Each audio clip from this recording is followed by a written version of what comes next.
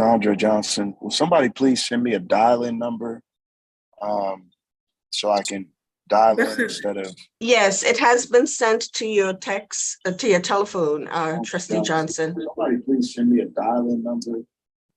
Didn't receive it. I'll send it again. I sent it to his text. I'll send it again. To your telephone, Trustee Johnson. Somebody please send me a dial-in number. Didn't receive it.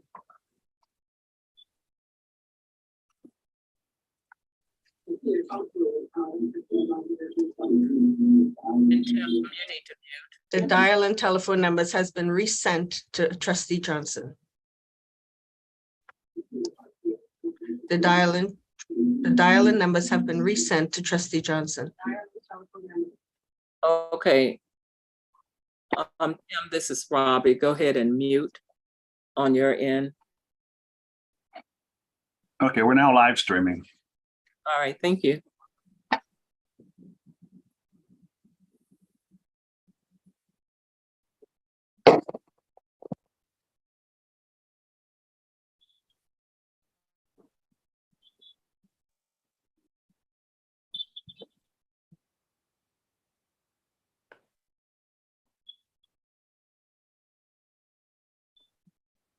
Madam President, are we ready to start now?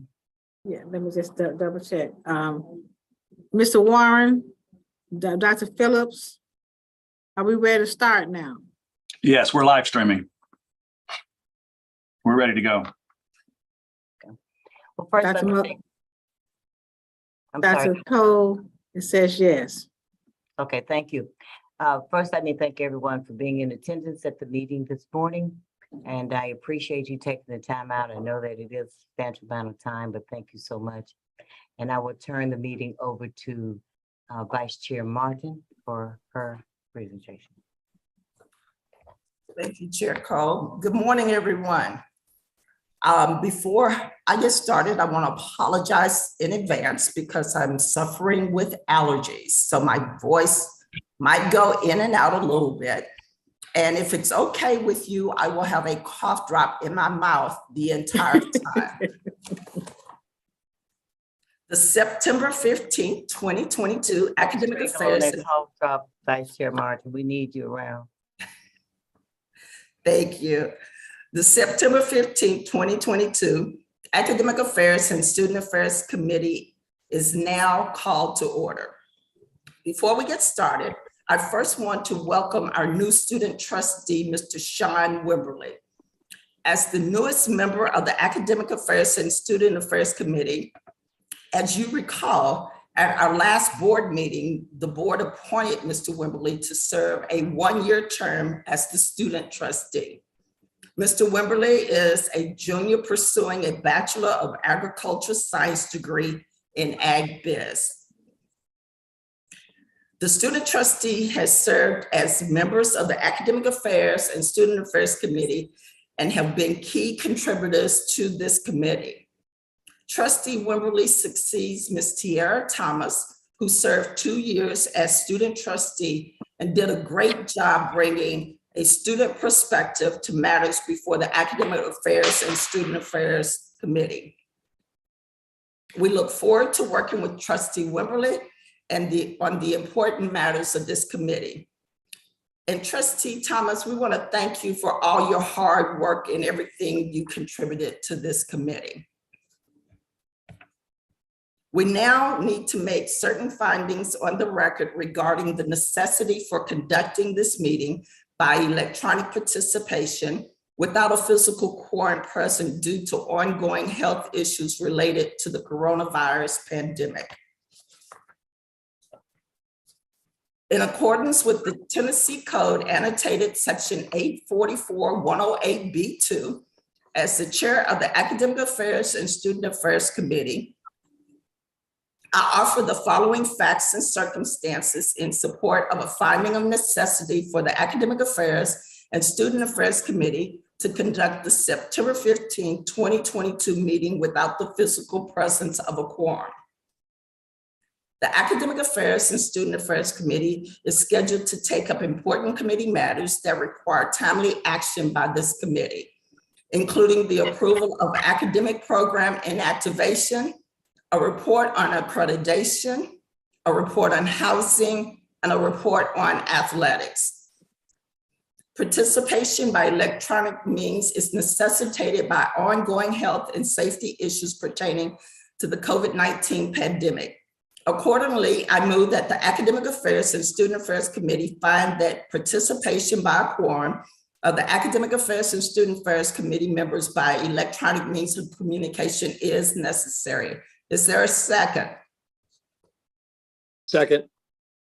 The questions on the motion to find that participation by a quorum of the Academic Affairs and Student Affairs Committee members by electronic means of communication is necessary. Secretary Pendleton, please call the roll. Yes.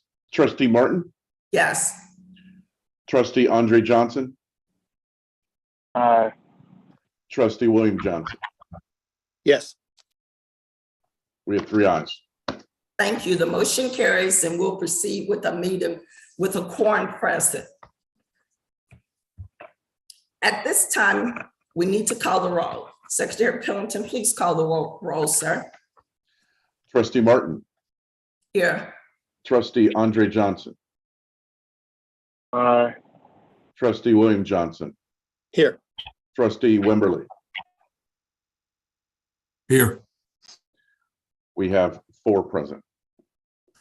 Thank you. We have a quorum. Thank you. Committee members, if you cannot hear or speak to the other committee members or board members, please state so now. For each committee member participating electronically, please identify any individuals who are present in the location which you are participating. The next item on the agenda is the approval of the June 16, 2022 Academic Affairs and Student Affairs Committee meeting minutes.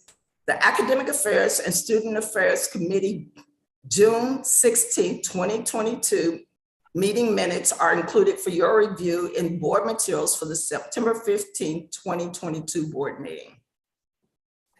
I move for the Academic Affairs and Student Affairs Committee to recommend to the full board the approval of the June 16, 2022 Academic Affairs and Student Affairs Committee meeting minutes as contained in your board materials for the September 15, 2022 board meeting.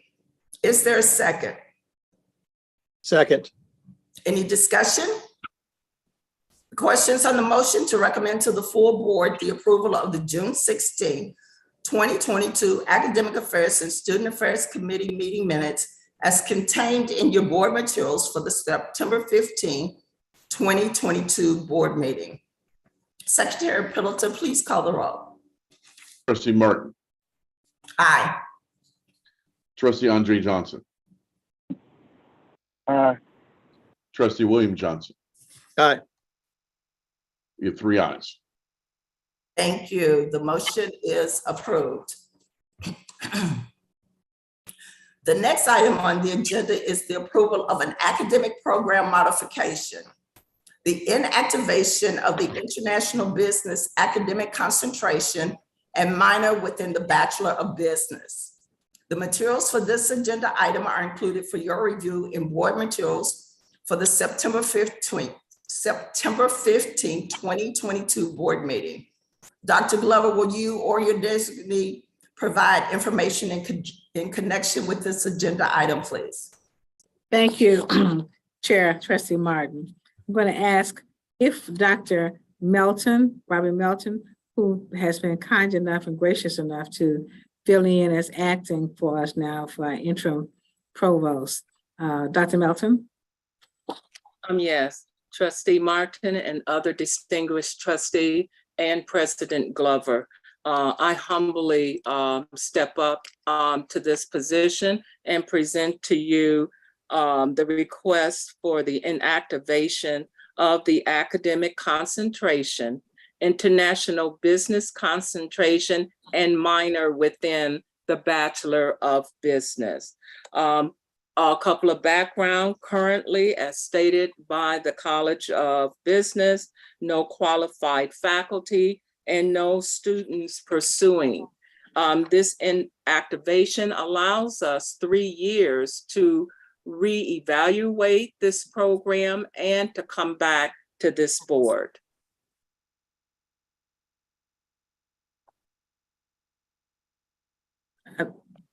Thank you, Dr. Melton.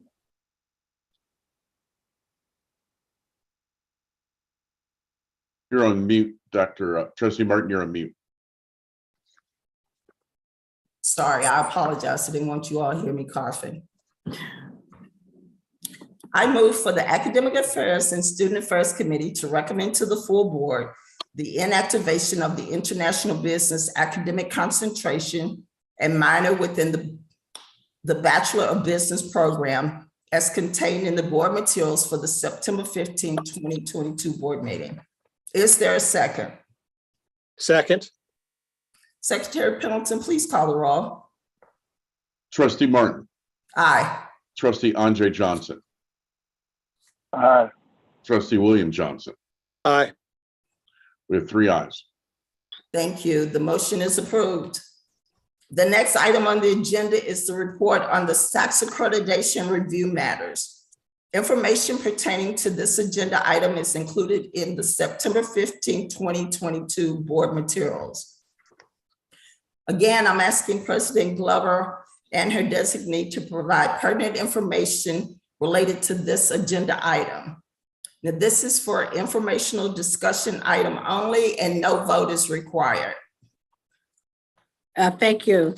I'm going to ask if Dr. Charlize Anderson would go ahead and present this for us, please. She's our Executive Director of Assessments Accreditation. Dr. Anderson?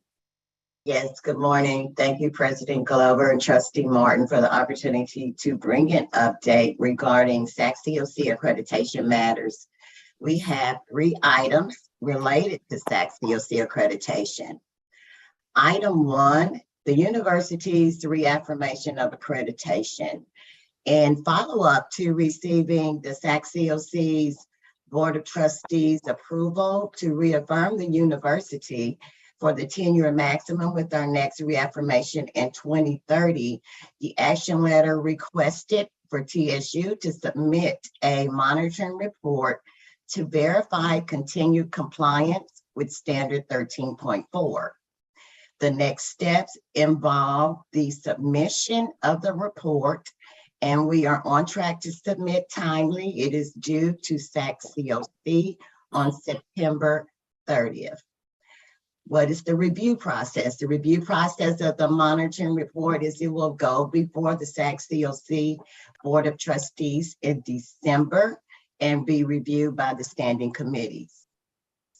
Item number 2, are there any questions on that item? Item number 2 is the SACS COC verification visit. The U.S. Department of Education established a protocol that all institutions whose committee visits, their on-site committee visits were actually conducted virtually, are required to have a follow-up visit. The university received its communication in April, and the on-campus verification visit will occur April 18th through the 20th of 2023. The verification will be conducted by our SACS COC staff person, Dr. Crystal Baird. The focus of this follow-up visit is to basically ensure and verify the university is in compliance with the standards that are under review. At that particular visit, there will be a review of those required by the Department of Education, and there's 19 standards. We have received a tentative itinerary.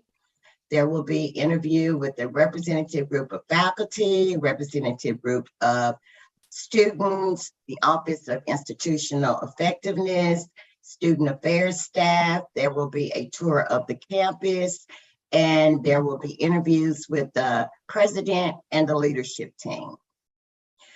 The SACS COC review process entails Dr. Baird will verify that she has confirmed and provided to the on-site reaffirmation committee and to the SAC-COC Board of Trustees a confirmation of that verification that the university is in fact in continued compliance. Item number 3 relates to the academic program offering at Avon Williams campus. The university put before this TSU Board of Trustees the request to approve the offering of 50% or more of delivered instruction of an existing MBA program, which is offered at the Avon Williams campus. The TSU Board approved this at its March 17th, 2022 meeting. The action that moved forward from that was to prepare a prospectus, and the SAC-COC Board of Trustees approved that at its June 16th, 2022 meeting and authorized a substantive change committee visit. We are in the process. We have charged an internal SAC-COC sub-change steering committee, and we will address, there are 12 standards we will address in preparing the documentation for the substantive change committee visit. This will be a combined visit with the verification visit. The review process entails the SAC-COC sub-change committee will prepare a report and present to the Board of Trustees at its June 2023 meeting. And the determination will be either continue the institution and accreditation or impose a section. And that's only if there is a non-compliance matter found. Thank you. Dr. Glover, did you want to add anything to that? No, that's it. Thank you. Thank you, Dr. Anderson. The next item on the agenda is the Academic Affairs Report. Information regarding this Academic Affairs and Student Affairs Committee agenda item is included for your September 15, 2022 board materials. President Glover, will you or your designee provide information related to this agenda item? This is an informational discussion item, so no vote is required. Thank you very much. We're going to ask if Dr. Robin Melton will present this report. Thank you again, Trustee Martin and other distinguished trustees and President Glover. Again, I humbly come to you all stepping into the position to assist with the opening of the fall 2022 school year. I also want to recognize all of our college deans and chairs and faculty members who stepped up to the plate to help us with this amazing increase in students wanting to come to the Big Blue family. With that, on behalf of the Office of Academic Affairs, I would like to recognize also Dr. Cheryl C.A. and Dr. Johnny Smith, who also stepped up to help with the opening of this fall semester. With that, I would like to share with you how we were able to collaborate and work hand in hand with the other units that you will hear from, the Office of Enrollment Management, Student Success, Housing, Student Affairs, etc. Together, Trustee Martin, we were able to do the impossible. Yes, there were challenges. Yes, we are still working out some of those challenges, but I'm here to present to you on behalf of the Office of Academic Affairs. We are in plans for spring 2023, as well as projections for fall 2023. Together with this unit, we are able to look at lessons learned. We are able to work with all stakeholders. In fact, we have a meeting scheduled already for October the 11th to look at fall 2022 and look at projecting for spring 2023, in which registration will start October the 25th. You also have in front of you various retention plan. Yes, we had a large enrollment, but we have to retain them. Again, working collaboratively with the Office of Enrollment Management on behalf of all of the college deans, faculty members, we are meeting to ensure that those student support services, as well as required resources, are available. In fact, we sent our first alert to our faculty and students so we can start immediately providing the required services to all, not just our freshmen, to all of our students. With that, you have in front of you all of the accomplishments of all of our colleges, all of our VPs, AVPs, as well as our directors. So I present that to you, and I am available for questions regarding fall, as well as a strategic plan for spring and for next fall. Thank you, Dr. Melton. Do we actually have a plan for this semester, like trying to be prepared for the overflow of students that came to TSU this year?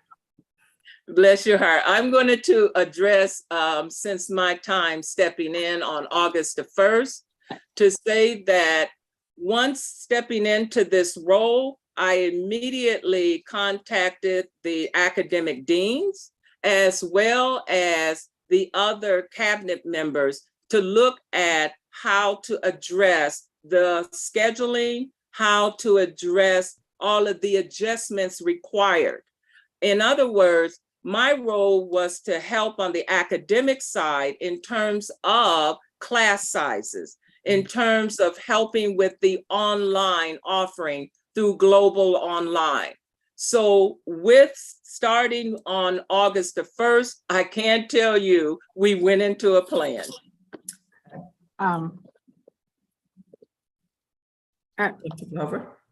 May I follow up and say just a little bit? We understand the seriousness of planning academically, customer service. We understand all of that.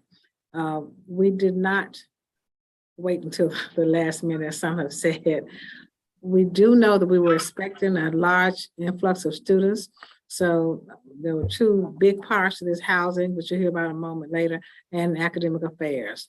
We met with housing and started planning through the housing cycle, meeting with the state officials. I think I met with them the first time in July, early June, the first email to them, and presented some solutions, some suggestions for solutions.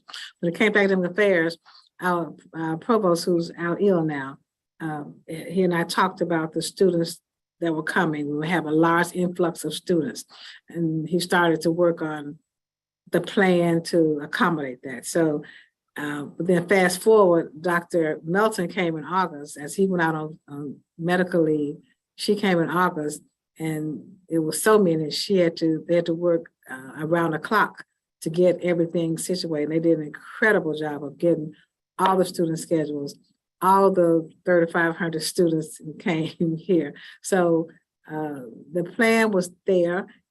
For both housing and academic affairs. Academic affairs require a lot more work because we had a new person coming in who really couldn't locate in the plans that have been made.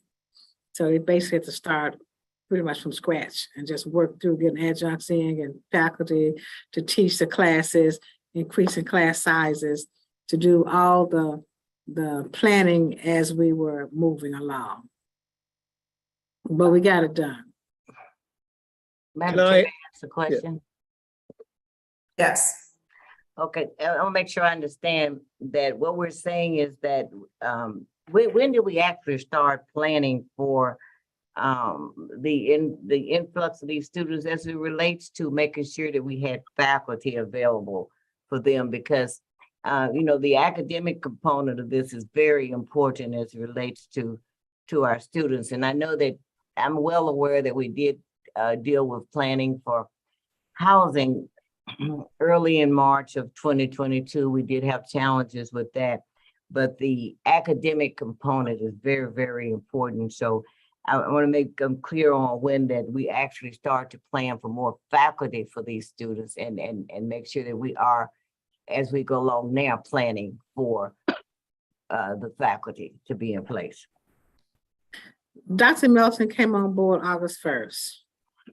There have been plans made before then because there were discussions with the provost about the number of students that were coming in. We expected 2,500, 3,000 students. The number being kicked around was 3,000 students.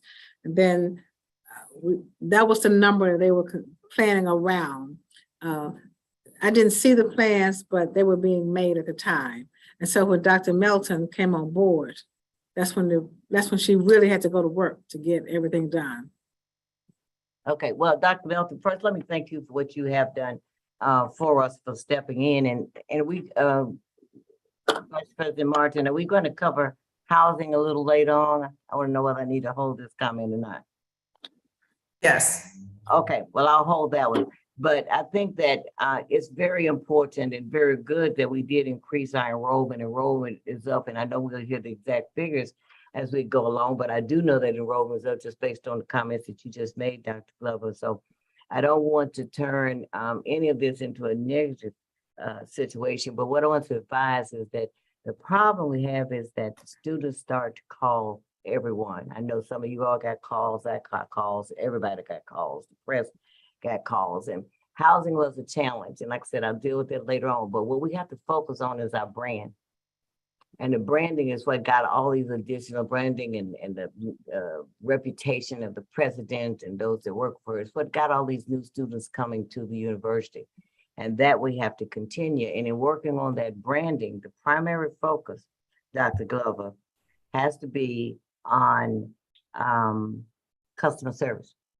You work hard to get these students in here. We got to work hard to keep them in. We got to work hard to make sure that their parents are pleased with what is going on so that we don't get the calls. It became a situation that was much more negative than it had to be because of that. So it's important. I would like for you to address this part of the branding of it, Dr. Glover, because it's important that we do, but we support and that we answer phone calls. It's important to return messages. So what are we doing along those lines, Dr. Glover? Well, thank you, Trustee Cole. And customer service is primary to us. We put in some initiatives, and I will tell you that in just a moment. But I want to just say, yes, we receive far too many calls. You all receive calls, the state officials receive calls, TEC receive calls. There were just calls received throughout the university. But our culture is an HBCU culture that I have learned. It was a shocking culture to me that at HBCUs, they don't start with the dean of students. They don't start with financial aid. They don't start with the people who handle those positions. They immediately start with the president. That's their starting point. That's an HBCU culture. They start with the president. I've accepted that, and we've worked through that. Yes, we have far too many calls coming in, and we route them to the right person. You can't always get to the president. They don't normally, what's generally, and some say they have sent emails to others, didn't get answered, and that's the truth, because we did find some, there are some that all of us have worked through to calling parents back. But now, how are we solving this? I've asked Dr. Curtis Johnson, because he's to work to specifically dig in and with customer service, put together the plan. And in fact, I'm going to call Dr. Johnson now. If you can just share with Dr. Cole and the others what we're doing with the branding. Kelly Sharper is doing some branding too, but Dr. Johnson, we've asked to dig in on this, and let's get it going. Dr. Johnson. Good morning, Trustee Cole and trustee members. Thank you, Madam President. We're going to look at the overall accountability regarding customer service on the campus. We're going to put together a team of individuals who will respond to complaints and concerns raised to that level. We're going to identify mechanisms for people to share when phone calls are not being answered, when responded to. We're also going to use technology, social media, to get the message out as to how they can register a concern of the university. So accountability becomes essential. And we'll also be tracking this data and meeting with the various cabinet members in regards to areas that report to them when we get issues and concerns to this particular unit. So Madam President has authorized us to use whatever means necessary to resolve these issues, and we'll go forward with the necessary resources to make that happen. Oh, Dr. Johnson, I'm very familiar with your management style and your abilities, and I'm very comfortable that you will be effective in this particular area. But again, let me express that I am very pleased enrollment is up. But this, as it relates to customer service, has to, when is this going to start? We need this now, not 90 days from now. So We will. if you address that. Thank you, Dr. Cole. We will start part of that immediately. We've already identified some individuals who we will be asking to aid us to get this kicked off within the next 5 days. And we're already, President Glover and I have already been meeting about the expectations and the requirements, but we don't expect a long period of time to implement. So within 5 days, we should start communicating with each cabinet member on the issues. We're going to work with IT to establish a contact line and publish that line through the Sharp area to make sure that we get it out. Okay, and something is very simple is, can we, if we have people that are away from their phone, they're out, they're going somewhere, just I know we have voicemail, okay, put a message on phone, okay? But I can't stress enough that we have to start this now and get it done so that we can maintain or retain all these qualified people that we've brought in. So thank you, Vice Chair Martin, for letting me have those comments. Trustee Martin, if I can ask a question, please. Yes. So in addition to the back office and the business practices and the customer service issue, one of my concerns is that we have a group of freshmen, sophomores, and juniors who are coming out of the COVID situation who have had zero university experience. One of the reasons we come to college is for that university experience, let alone the HBCU experience. And so the transition from Zoom clicking for the past 3 years, added on to we've got students living off campus in hotels. What are we doing to engage our students to create a sense of belonging so that they feel some sort of affiliation with the university? We all know that sense of belonging and affiliation plays a very large role in persistence and retention, and for the Alumni Association group, Jamie, if you don't feel a sense of belonging, if you don't have that in your heart alumni element, you're not going to play along and you're not going to be engaged. And so what are we doing beyond the normal things we do to reach out and capture these students to create that sense of belonging? Because I think we have to go above and beyond what we've done in the past. The paradigm has shifted when we have, if you use last fall's numbers, I calculate 4,447 students who have not ever had any type of university experience other than Zoom click. So I'm greatly concerned about that engagement piece. May I just answer that, Dr. Dean Stevenson has really dug in on this one. So Dean Stevenson, will you just answer this question, please? Yeah, absolutely. Thank you, Dr. Johnson, for lifting that up. Engagement is really important and is one of the greatest predictors to student success. There are certain categories of student engagement that has the highest level of graduation. When you talk about athletics, when you talk about Greek life, when you talk about students who are involved, those individuals typically graduate and matriculate. And so engagement is really important. So we've leaned all the way into the students' engagement experience, both on campus and off campus. And I will say that it's up. I mean, we have really leaned in. We've created incentives for student organizations. Peer-to-peer engagement is really important. So we created incentives for student orgs to do weekend programming and also to program in spaces that we can't meet. And so that's been up. We're excited about that. Our freshman election had one of the highest turnouts that we've had in a long time, not just in terms of the number, but in terms of the percentage of those that were participating. And so our student freshman election, those have been elected to serve. We created a new institute called the Freshman Innovation Council. This was a group of freshman leaders who came from high school and had some leadership experience. And we've doubled that number to about 90 students who are participating with that. I mean, small things like taking more students to Southern Heritage Classic. Typically, we would take about 400 students, including the band. This year, we took 780 students down to Memphis. We're taking several buses up to MTSU.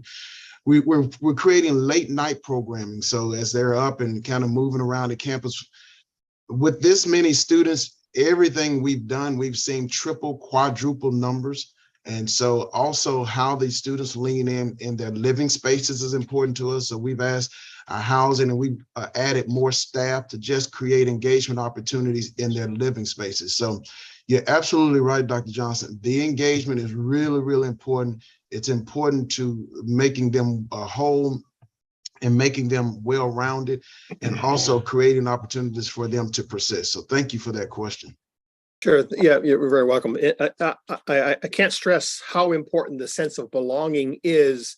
For years and years and years, it's troubled me that people leave on Thursday night and aren't here on Fridays when we have a football game on a Friday or a volleyball game on a Wednesday or a Thursday, and we're not packing the house. When we have students who just want to belong. And so I would strongly encourage you to create Friday,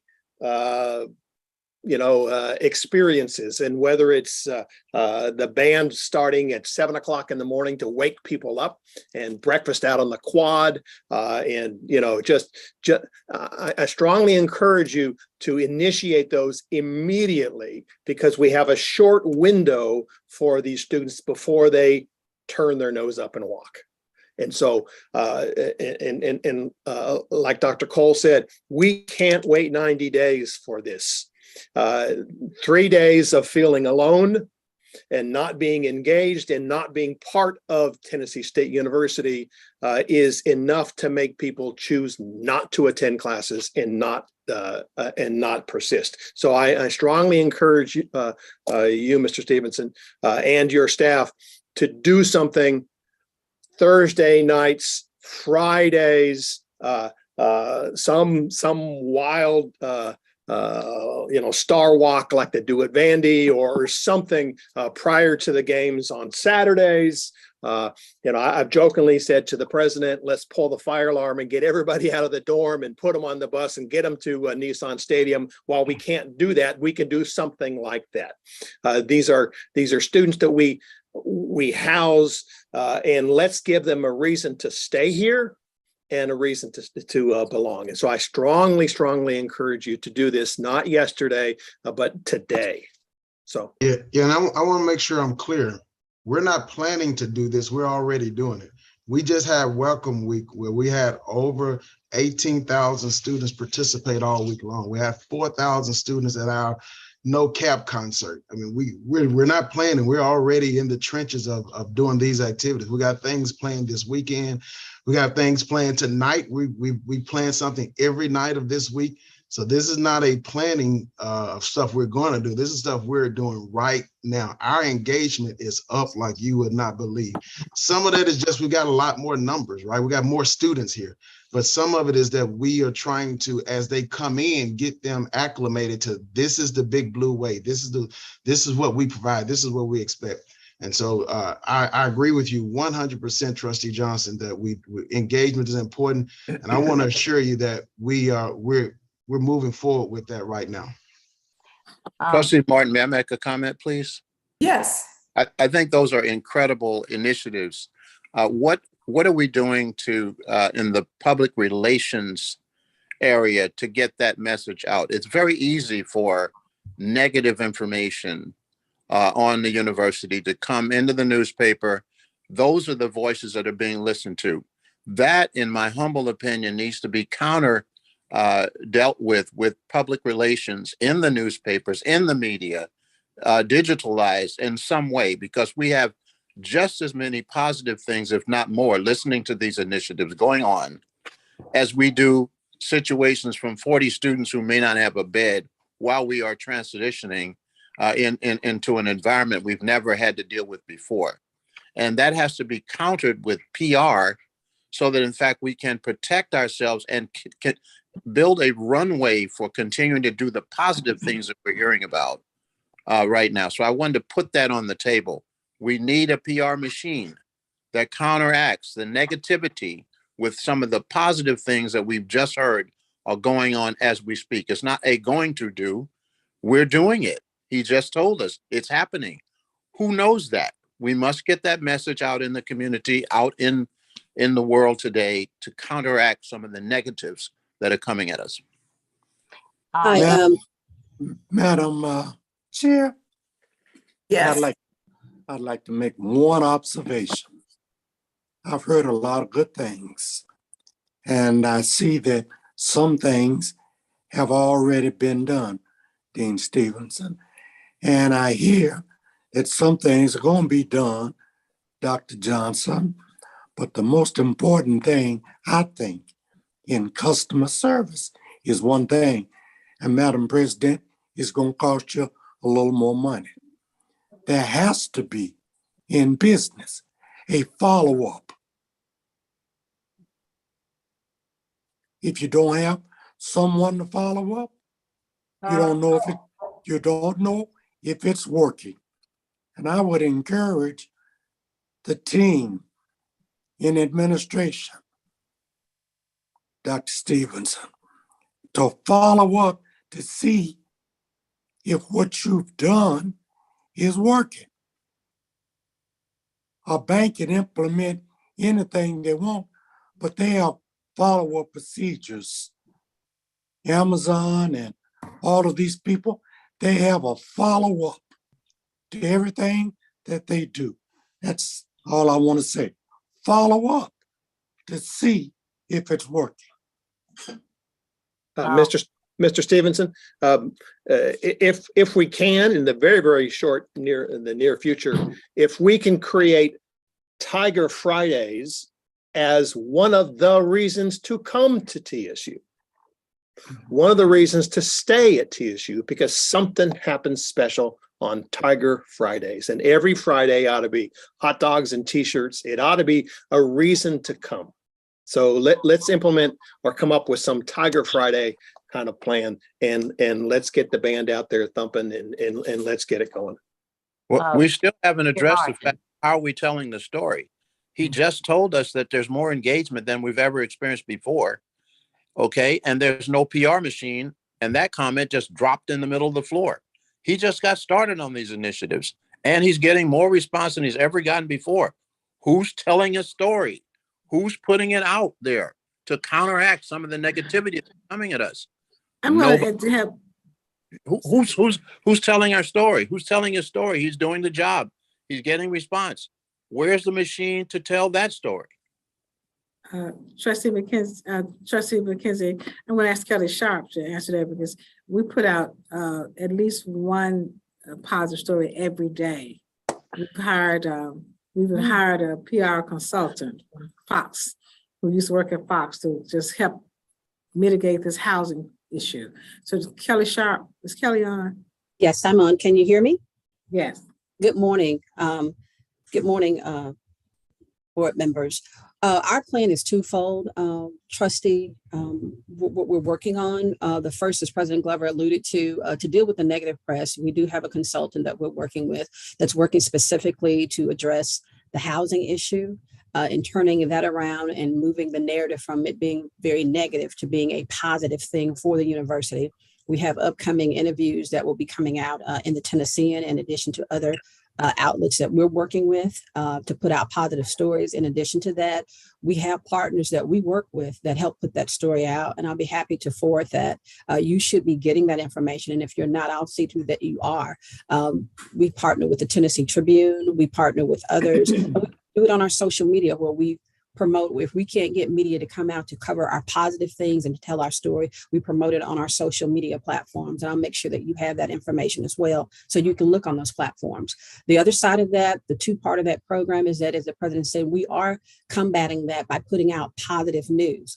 I and staff, we go through our SEO every night, at least I do, to make sure where we are when you plug in TSU or when you put in Tennessee State University.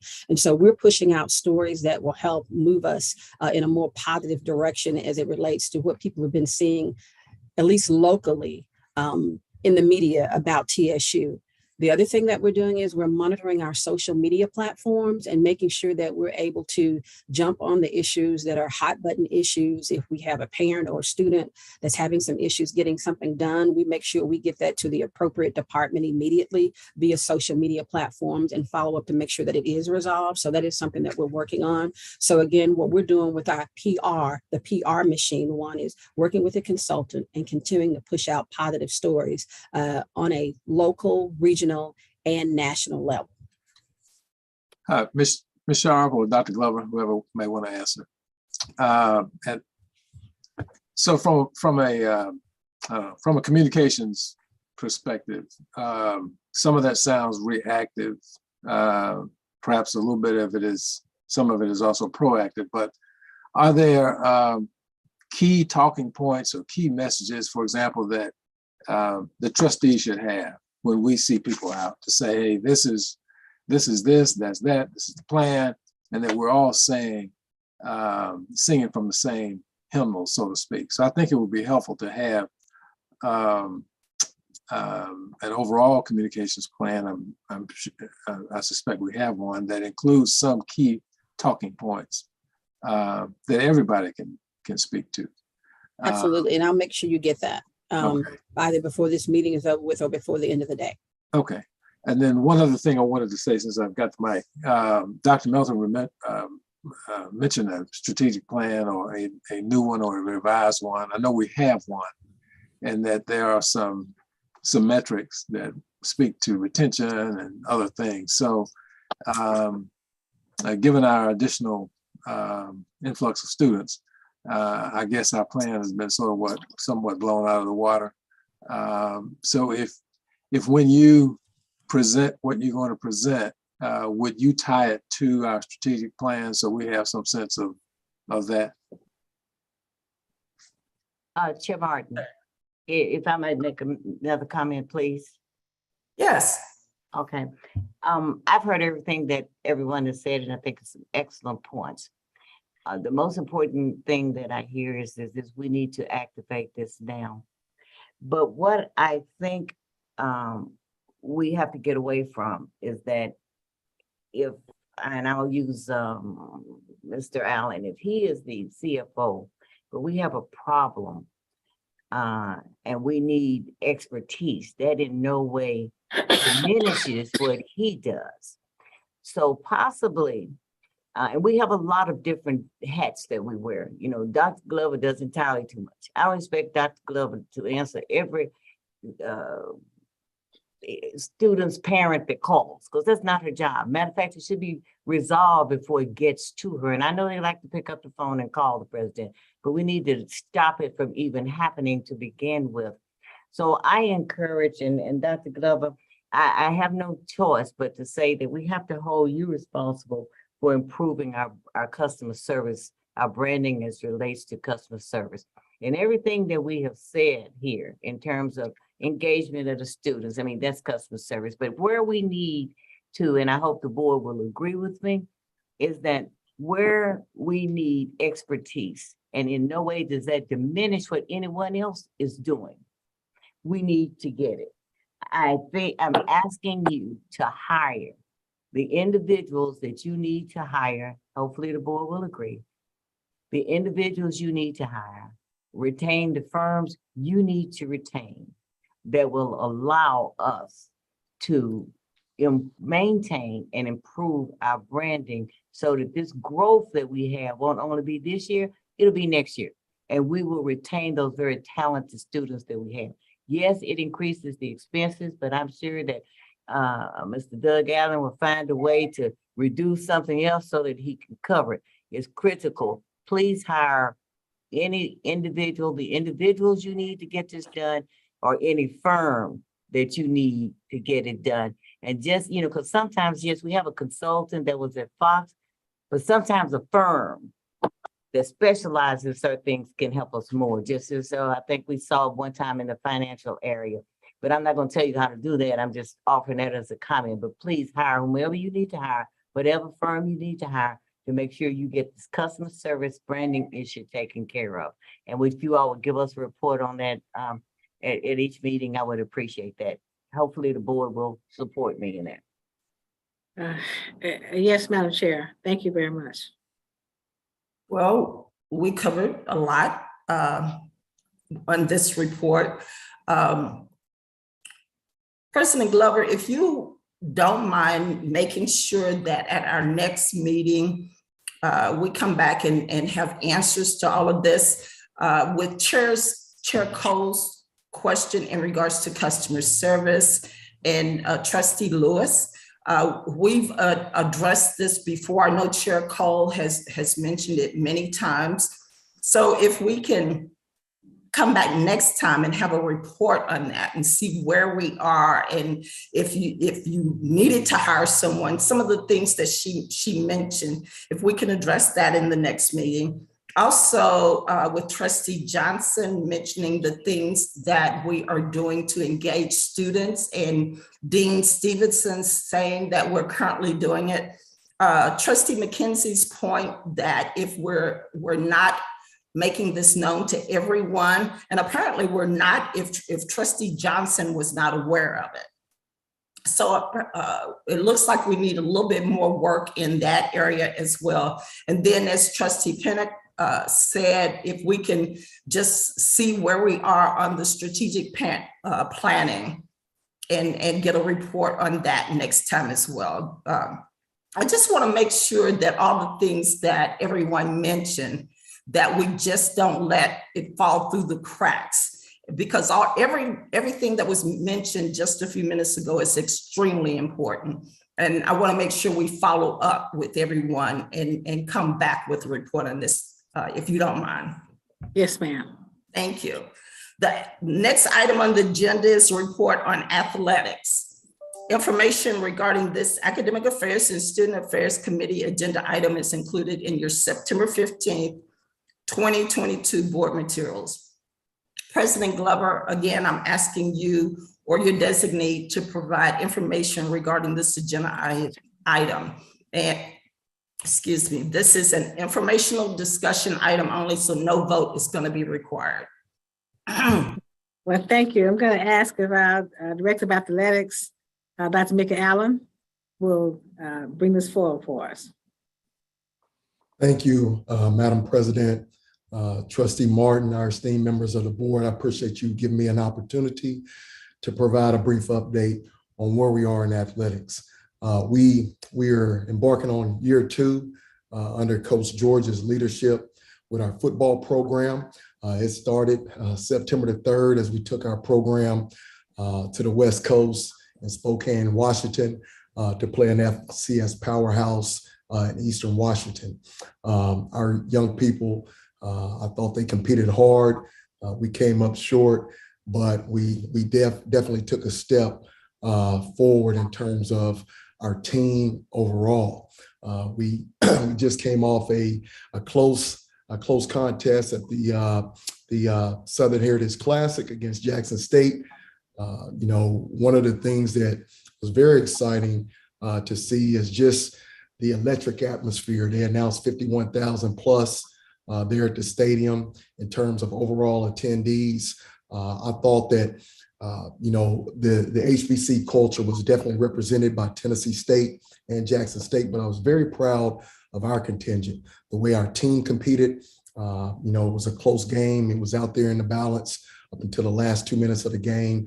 A lot of people thought that we were going to get blown out, but our young men competed hard. Our coaches coached hard, and they definitely had us prepared. And you can definitely see that we're taking a step forward. Our band was fantastic. The LB, just our alums, just the overall energy around athletics and that specific game spoke a lot to the great things that we're doing, right now in athletics overall. So I was very pleased there. I do want to mention some of the other notable games this season. We'll kick off October the 1st. It'll be a 102 kickoff, and we're pleased to be back in Hill Stadium for a contest against Lane College. I know the Jacksonians, they're very excited. They'll bring a contingent down. We're making arrangements for them to have a great experience as we host the John Merritt Classic. One of the things I do want to mention is we'll have a whiteout for our freshmen. We've been working with student affairs in that group, and we're getting out of the COVID space now, and so the tradition has been that our freshmen run through the T. We've mentioned today some of the engagement opportunities that we need to be providing for our students, and I think this is one of them that will give them that sense of belonging, because they'll now get to run out amongst their peers and say, hey, I'm a Tennessee State student. I'm a part of what we're doing athletically. And so we're looking forward to that game October the 1st. We'll also have a promotion that we'll be doing with Rally Towels for our fans there as well through 92Q and our partnership there. We'll play October the 8th. Following the John Merritt Classic, we'll compete against Bethune-Cookman. That'll be our homecoming contest at Nissan Stadium. I want to repeat, it'll be at Nissan Stadium. That'll be a 5:02 kickoff.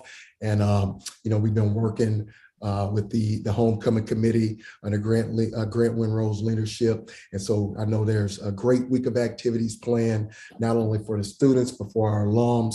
And we'll do our part on the athletic side and have our team between the lines ready to compete and win against Bethune-Cookman. We'll follow that contest up with 2 games in November. There'll be November the 5th, we'll compete against Southeast Missouri. That'll be a education and kids day we've partnered with Adrian Battle, Superintendent of Metro City Schools, and we have a great initiative that we're doing for kids, teachers. We have a promotional where we have discounted prices for them to get into the stadium and see that contest, and the kids' parents as well. We're working with youth groups in the community, the Boys and Girls Club, the YMCA.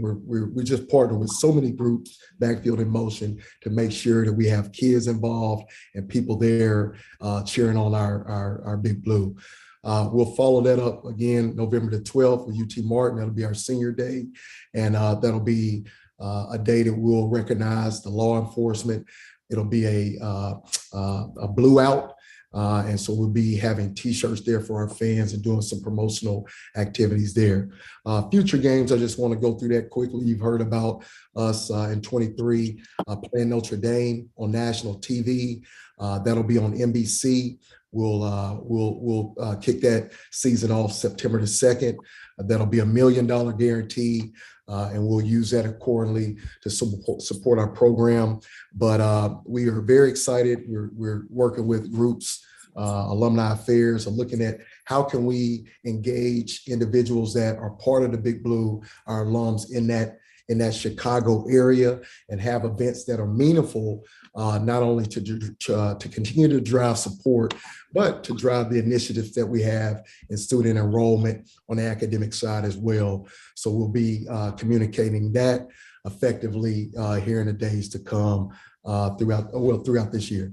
We do want to mention also we'll be playing North Dakota State, which is a program that's won the FCS National Championship multiple times. And so we're looking at a home and home series in 24 and 25 with that program, as well as adding other HBCU contests to the fold. As you all have mentioned, I've mentioned many of times in this setting that we're trying to rekindle that contest against FAMU and looking at ways we can bring that back into the city of Atlanta, GA. They are going through some transformation in terms of their leadership. So we continue to have dialogue. And once they get an AD in place, we'll pick that dialogue back up. And Dr. Glover's been working with me very diligently on that. Our volleyball season is underway. We will have a Tiger Invitational. I encourage everyone to communicate that in Keene Hall. It'll start today and it will conclude on Saturday. We play Bethune-Cookman, Alcorn State, North Alabama, and Belmont. Lastly, I do want to say that we have a new mobile fan app. It is very important that in our communication strategy, we have a newsletter that goes out every Monday. We send that through Debbie Howard and Institutional Advancement Office and Alumni Affairs to make sure everybody is abreast on what we have going on every week. All of our athletic events, all of our season ticket or single game ticket promotions, all of those items are built in that newsletter. And so that goes out to thousands of alums. And we are promoting the fact that now you can, on your mobile device, by your fingertips, you can access all things Big Blue. We launched that. You can check on scores, latest news, incoming recruits, original content, such as pictures or highlight videos. And also you have an opportunity to handle all your ticket business and your parking business there. And you can donate to Tennessee State Athletics there. So exciting times. That concludes my report on athletics, but I appreciate all your support and leadership, and go Big Blue. Dr. Allen, and thank you for that report, but it is very exciting, and you have a lot of exciting things in your area, but I'm also encourage you to look into your area and make sure that you are maximizing your customer service so that we can keep all those very talented athletes that you have encouraged to come to Tennessee State University. Yes, ma'am. And Dr. Allen, I'd like to congratulate you on the Notre Dame game. That's bigger than a lot of us who are really not athletic people really understand, but that's absolutely amazing. Yeah. I've always used it as bragging rights. It's just unbelievable. My daughter is a Notre Dame graduate. My stepson is a Notre Dame graduate. My grandson is singing Notre Dame fight songs already. So you can rest assured this has been bragging rights for me. So it's just incredible. And I want to congratulate you and what you're doing with the program. Thank you, Trustee McKenzie. And to Dr. Cole's point, in that area of ticket relations, our season tickets are up. But as we increase engagement and individuals want to be a part and buy in and invest in our program, obviously we need bodies, and so and phone, the mechanisms for responsiveness on calls and phone inquiries and about what we're doing. So we've tried to do that in various ways in terms of adding student assistants, volunteers, and so we're trying to make a concerted effort, Dr. Cole, in enhancing that as well. Thank you. Yes, ma'am. Thank you. Dr. Glover, do you have anything to add? No, thank you. Thank you, Dr. Glover and Dr. Allen, appreciate that.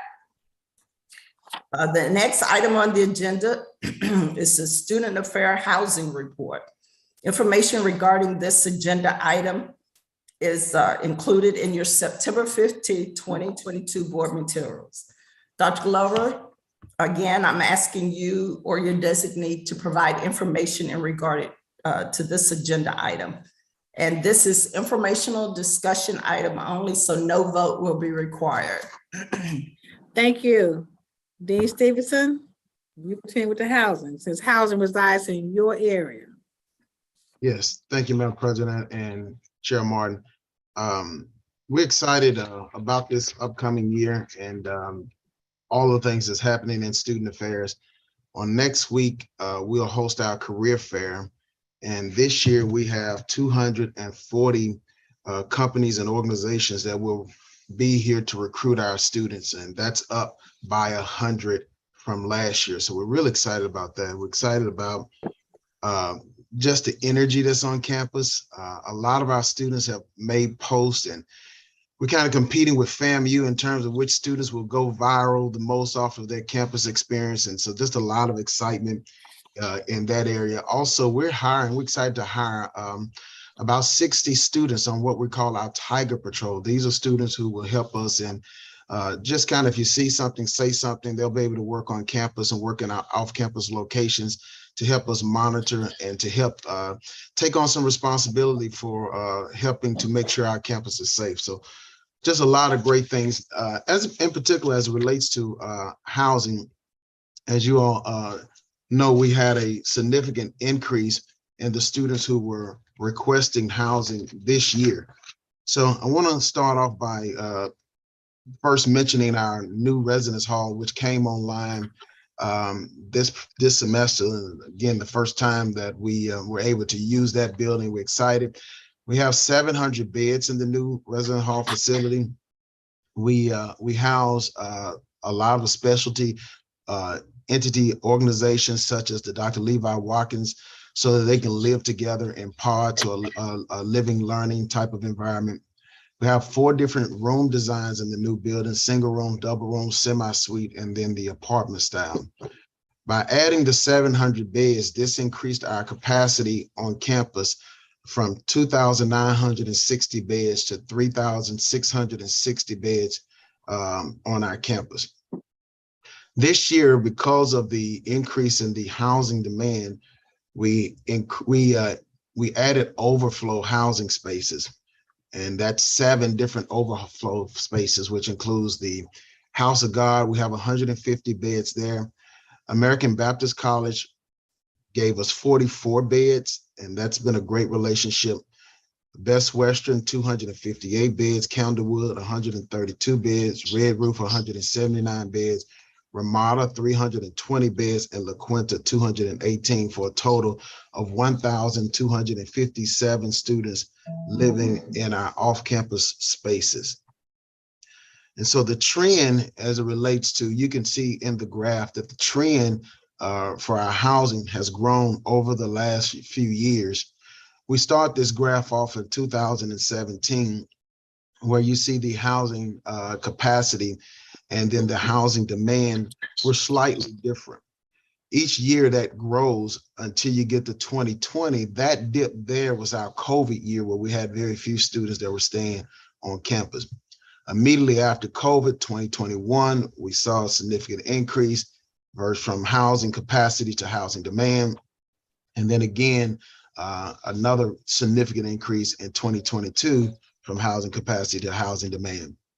This increased demand for our housing is exciting, but it does come with some challenges. And so we have created some strategic plans. We're working now on the strategic plan for housing, led by Moody Nolan, and Dr. Johnson is kind of leading that up in terms of what our housing will look like over the next few years. We have a plan to increase housing in the next 3 to 10 years to 6,000 beds.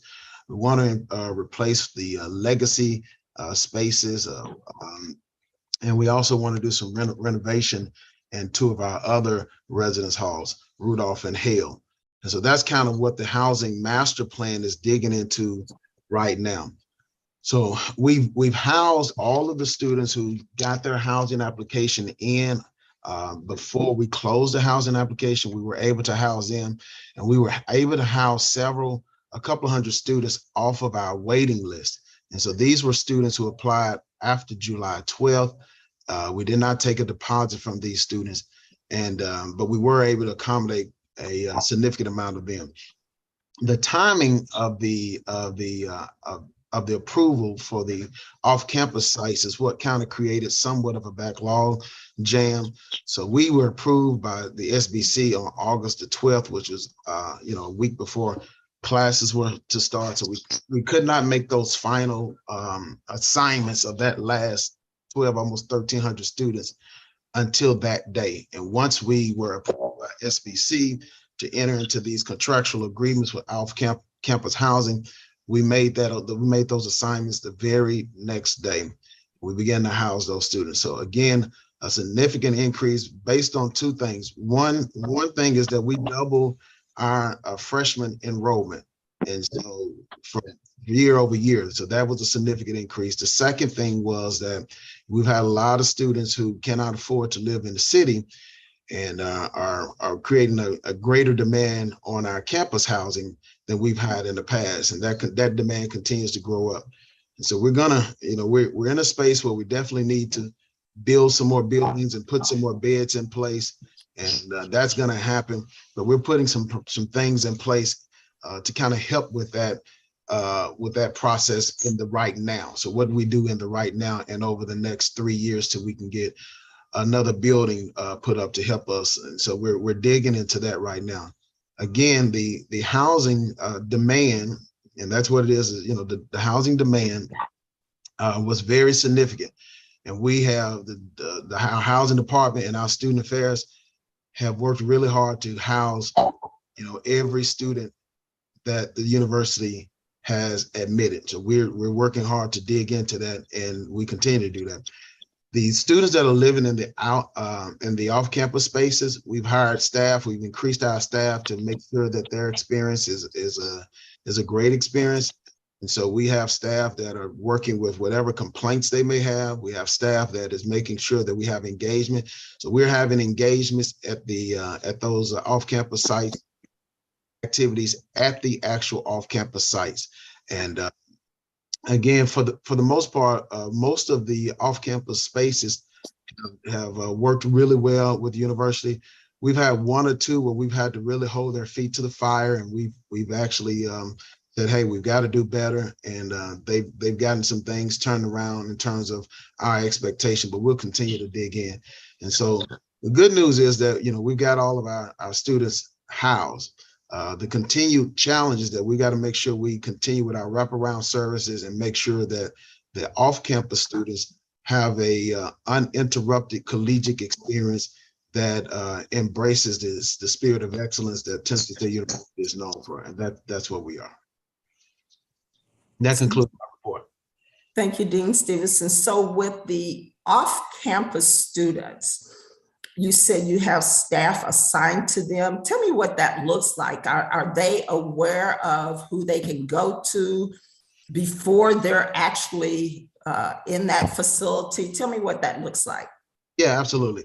So we have residential directors who are responsible for each one of the off-campus sites.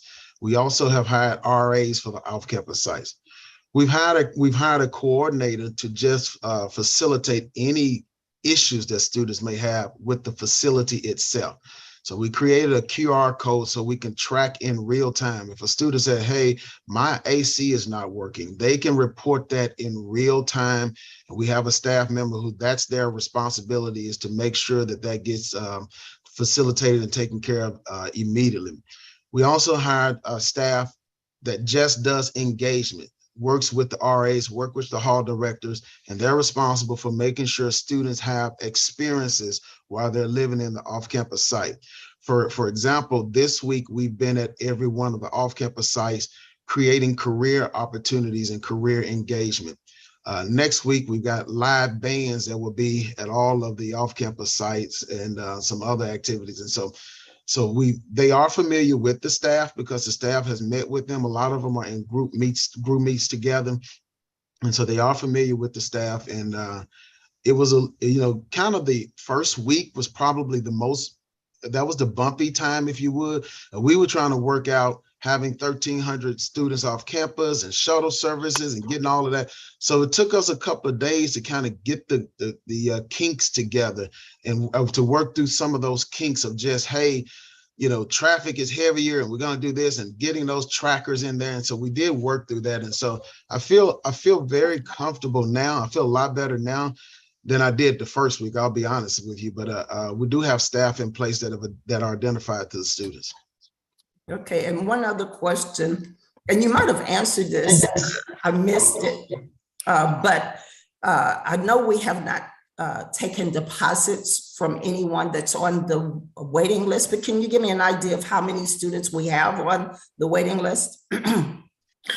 Yeah, we initially had over 500 students on our wait list, and we worked that number down to, I believe, 140. Some of those were online. Some of those students went online, and some of them were local students. Okay, thank you, Dean. Can I ask can I ask Mr. Stevenson if there is policy changes or procedural changes that are in effect that could push this decision date earlier on so we wouldn't have this mass panic? Yeah, I think we've got to, we're going to dig in the cabinet and really look at this. And we've got to look at it holistically. For instance, we could not make assignments until we got approval from SBC. Getting on SBC calendar was a little bit of a challenge. And so you're absolutely right, Trustee Johnson, that we've got to make some decisions in terms of, you know, who gets housing, when, and what we will be responsible for. And, you know, what we've done in the past is try to kind of create we're going to accommodate every student. And that has been really important to the administrators, but in trying to do well, it created some issues. And so we've got to rethink that. And I think we will. Dean, Madam Chair, if I might make a comment, Dean Stevenson, let me say that, you know, I realized that we had some severe challenges, but I think we put forth some very good efforts in getting things resolved. And unfortunately, Fox News was not our friend. And there were situations that were mentioned that, yes, it did occur, there was a problem, but they failed to mention that we addressed every one of them and resolved them. And sometimes situations were not, and please don't misunderstand me, board. I am not downplaying the fact that we had a challenge in housing. I'm just also mentioning that I know we took steps to correct various things that were not mentioned publicly. And you can't win with fighting social media. I understand that, but the 17, as from a media standpoint, gave us a bad rep on that. But I just want the board to know that there were things that for instance, I know that, where somebody's property was damaged, I know that we took efforts to take care of it. And I want to say that I know you all are very, very, very hard on that. And I'm confident that you're going to learn from the experiences that we had this time, and going forward, make sure that we address things differently. But also, I thought, and I'm aware of, I am aware of, when you say the SBC, for those that I'm sure everybody does know, but you're talking about the State Building Commission. But yes. Dr. Glover, did we not also, if my memory serves me correct, did we not also present some alternatives? Because I got information on some alternatives for housing. Did we not present some of those to SBC? Well, yeah. Yes. Okay, yes, but I think the board needs to be aware. I mean, whether they were alternatives that did not work or would not work, whatever, but I think the board needs to be aware of steps that we took. So what were those alternatives that we presented? I'm gonna get my timing straight. DC was probably better, but once let's start by saying our students probably get through one semester first before they go to the next semester. So many of the students did not get their applications. They start applications, it opens April 1st, they do April and May. So at the end of May, we were going through the applications and numbers. We realized we had more students than we have beds for. And we also knew that we had met with many of the juniors and seniors who had lived off campus and planned to live off campus, that we had not predicted to live on campus. Had a meeting, kept calling us and talking and saying, listen, we need help. We don't want to drop out of school, but we can't afford to live off campus. Can you all help us? And so we said the mistake we could have made, they said, what did you do wrong? I think what we did wrong was caring too much for the students who were juniors and seniors who couldn't afford to live off campus and want to come back to campus. We could have easily said, no, find your own way like some other schools did. We didn't. We agreed to help them. So knowing that we had over 1,000 students we were trying to get placed, we just laid out that we needed several hotels. And so I think that was the first thing we did, we mentioned this, the several hotels, maybe 10 or 12, I'm trying to remember, that we said we needed. And that really wasn't approved. That didn't go over well with the state officials. You know, we're a creature of the state. We can't just make decisions, you know, and just say, okay, board, we're gonna do this. The state building committee has to approve anything related to building. And so 12 hotels or 10 hotels, that was not something that they wanted to entertain. So we kept looking at what could we do? We weren't sitting around just waiting. The next thing we did was say, okay, let's look at the modular homes. So we sent a team to Texas to look at companies that dealt in modular homes. They could do it in almost no time. I would say, you know, 3 weeks, a month. So we brought that back. And no formal vote was taken against that, but it was just, it couldn't get into steam. It was container home. We would have them stacked up so it wouldn't look like the container home. We had that, kind of had a nice picture of it. That didn't go over well either. So then we said, the next thing we did was, let's look at Clement Hall. So we walked through Clement Hall, Dean Stevenson, Dr. Johnson, the team walked through Clement Hall and said, this was once a residence hall. Let's see if we can get this done. So we talked to a team, some of the construction guys, and they said, yes, we can get this done 3 weeks to a month. So that didn't go over well. So those were 3 things that we did that just didn't go over well. So now we said, listen, we have to have hotels. So we went back before the building commission. Of course, it was not a very good meeting. In the end, they did say yes with some approvals to do this every day and that. And so it wasn't, we didn't have a good time with them, but we had to have space for the students. So on option 4, or maybe a moderation of option 1, we came back and we were allowed some hotels. Not the number we actually needed, but we will allow some hotels. And so we come back now and we're being blamed by the officials for not doing something when we took it to the very officials who said no. Now, I probably have to pay for that statement I just made, but that's what actually happened since you asked. You know, that's what happened. We're now saying we didn't plan. We did plan. We planned, but we can't do it by ourselves. We're as a creature of the state, we have to have the state approval for certain things. We did not get that approval. So it wasn't until I guess everybody started calling them and everybody understood that, then we could actually see, here's what actually happened. We needed assistance.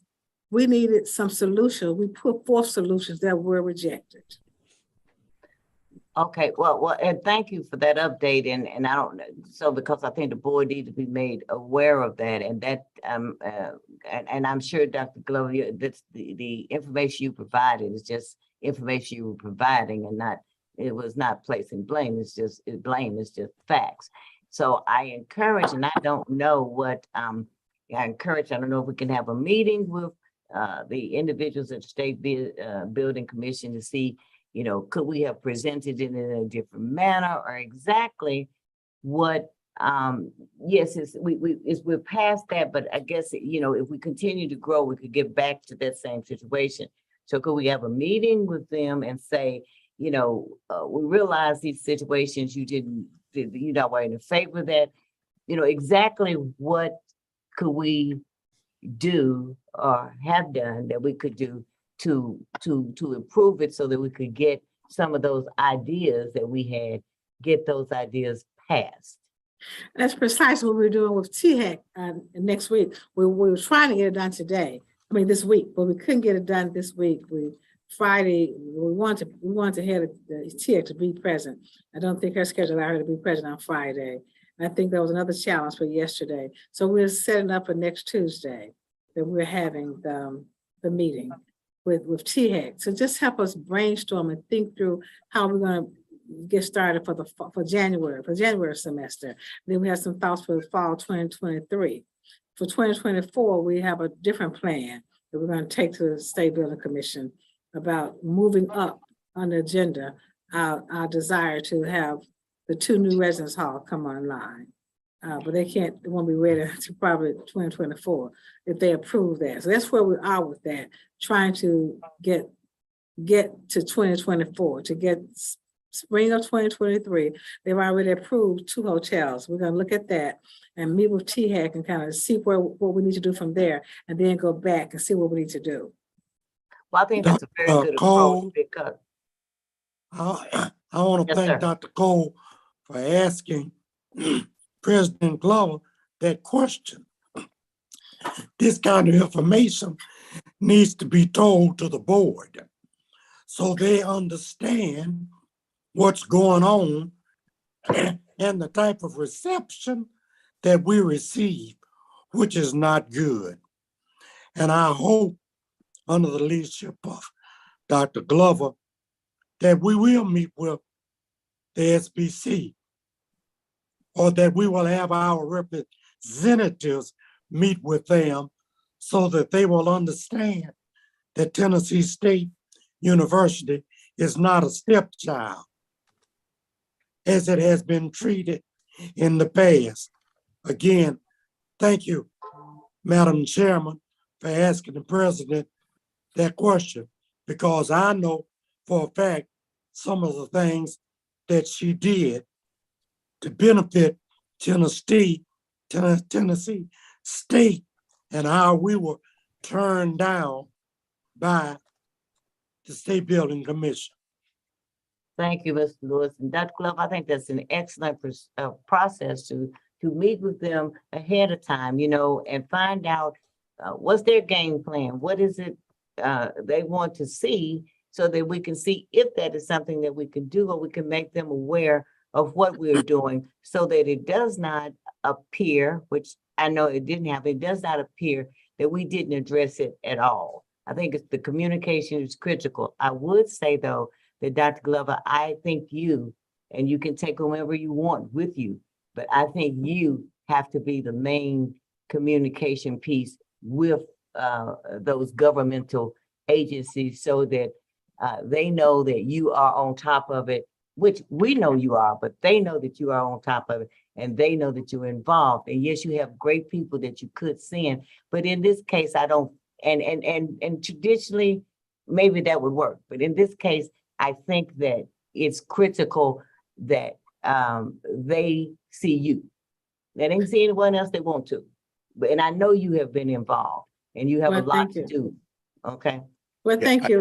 I want to make it clear that TAC is working with us. They're meeting with us next week to brainstorm and help us to come up with how we're going to handle it for January, which is, we welcome that. I did call her to set that meeting up so we can work together to get this done for next semester. Yes, ma'am. I understood that. That's what I think is great. So that at that meeting, we can know this is what they would like to see. This is what we can do. And then we can negotiate and come up with something in the end, so that we're ahead of it when we get to these other semesters that are coming along. So I think that's an excellent approach. And May I also make one other observation? May I make one other observation? Yes. This is for Dr. Glover and for Dr. Cole and for anybody on the Board of Trustees that has a relationship with state government, especially SBC. This is not normally done by one person. exactly.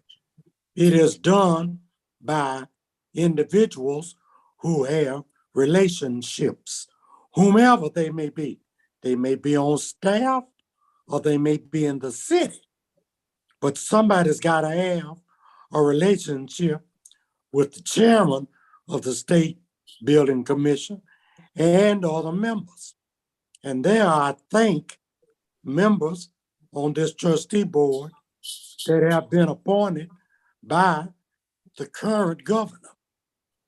And now is the time to step up to the plate with the current governor and let him know what's going on. I'm positive that the current governor does not wish for these type of situations to occur to Tennessee State University when he's getting ready to run again. And we need to step up to the plate, those of us who have relationships with the current governor. Now I've said it, so let it be written. Now let it be done. Well, I couldn't agree with that more. That is a communications and PR strategy The president can't do this alone. She has to be loaded with an arsenal, a communication arsenal. We're in a war with media. Fox News is real. And Fox News, not just, I'm using Fox News as a metaphor, but some of your communication strategy has to be reactionary. Some of it can be programmatic. But when you're being fired at, when you're in a war, a media war, you need an army to respond to the fire that's coming over the wall. And that can't happen with one person.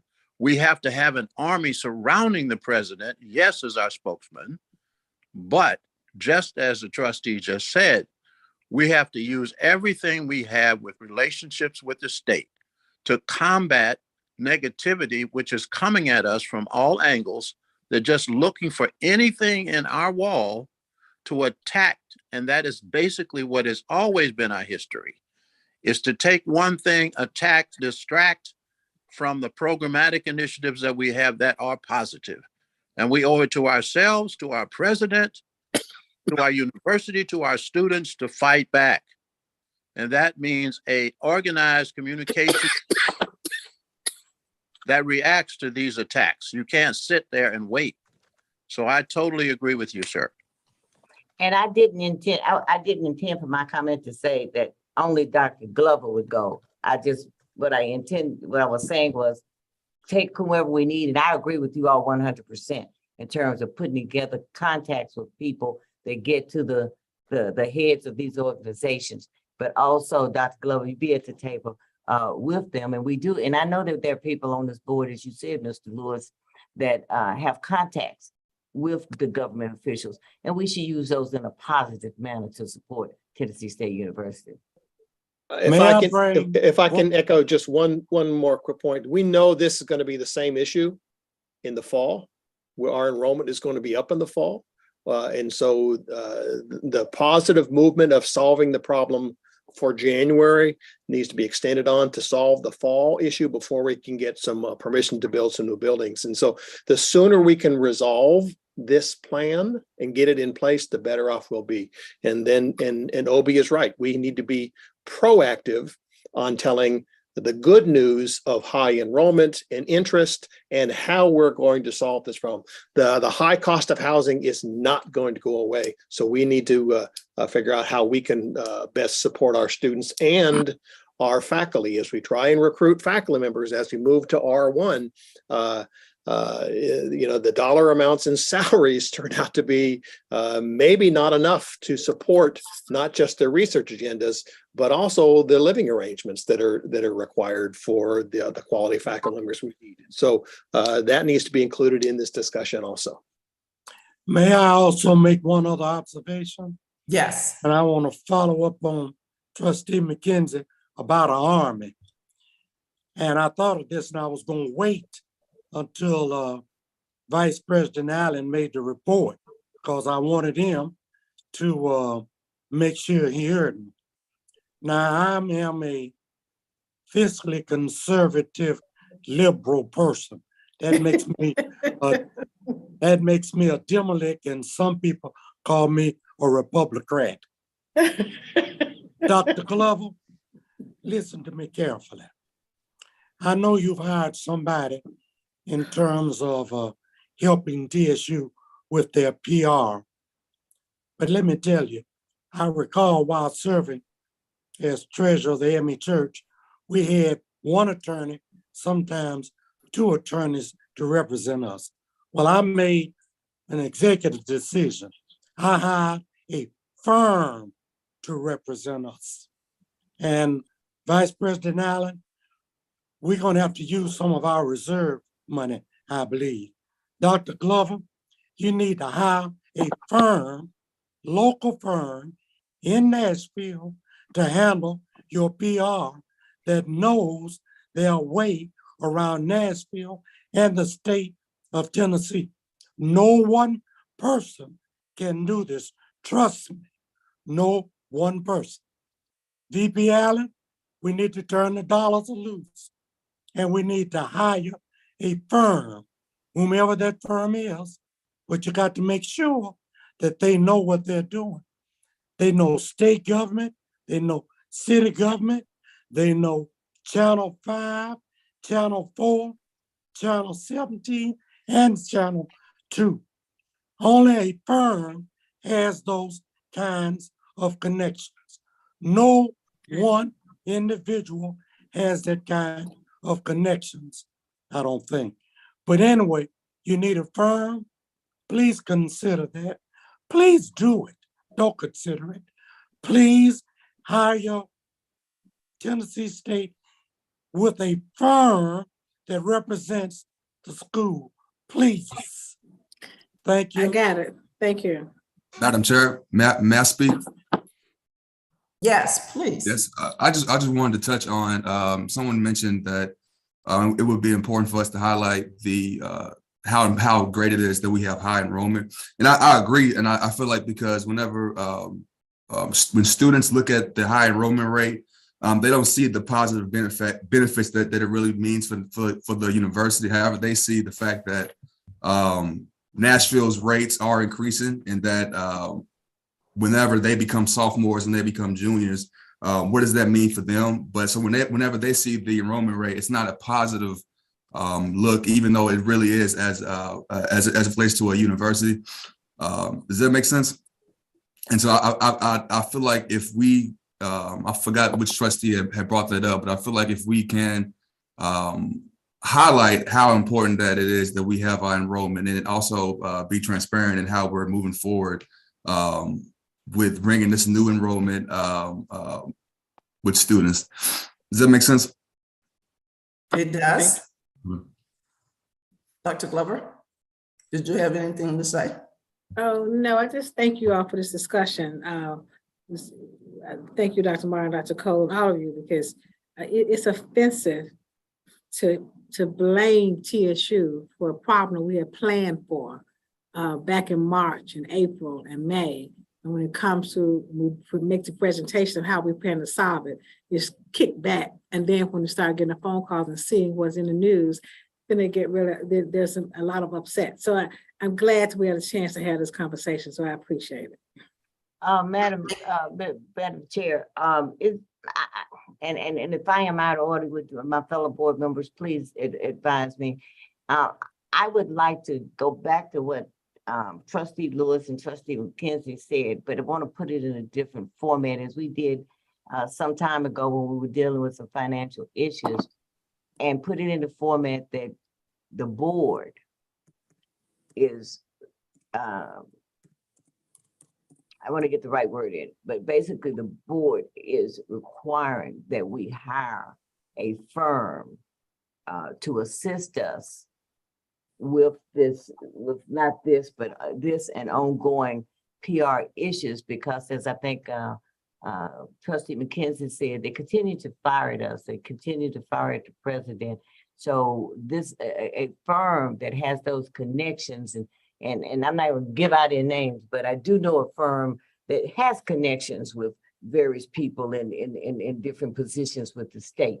I'm not going with what firm, but I would like to say that the board is, and if this is not the correct term, Attorney Pendleton, if this is out of what we can say, let me know. Right, we want a firm hired to address this, that in no way diminishes the abilities of Ms. Sharp, because she would be working with them.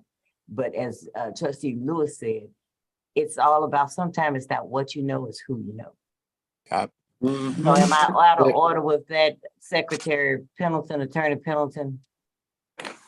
No, you've expressed what we want to do, and certainly I know Dr. Glover will respond. We're on it. And we will get a report at the next board meeting. Yes. Thank you. One last comment from me, and I won't say again anything else, but we also should be sensitive to the fact that there are enemies of the university, and particularly enemies of the Dr. Glover's office, very frankly, that use this information to attack our president. Yes. And so I'm going to say that out loud, that we have to be wise as a serpent, peaceful as a dove, but understand that there are enemies in the camp who are using this as an opportunity to attack the office of the president. And I say that unabashedly. And so I wanted to put that in the middle of the table. Thank you, sir. Thank you. Thank you. But thank you, everyone, for all the comments. I think they have been extremely helpful. Dr. Glover and Dean Stevenson, one other thing I'd like to add to that, I think with the communication, if you will, some of the things that you are doing, if you will share with the board, because I believe had we known that you had met in advance and you are having these discussions, I believe the board members would have been prepared as they had people calling them and addressing them with this situation. We would have been able to respond in a positive manner had we had this information in advance. So I think it's going to be helpful as you have these meetings with THEC and SBC that you share with the board members what you've done and what they said. Because if we know that what they have said is negative, then we can take that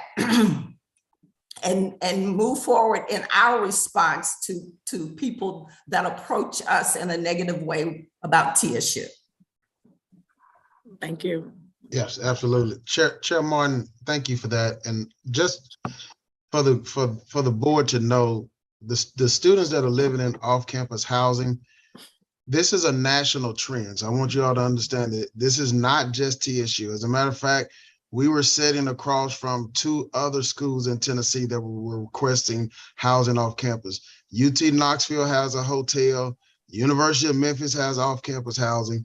So spaces, universities like Austin P, Tennessee Tech that are in rural areas where the cost of living isn't as high, it's easier for them to have landlords who rent to students for $700 a month.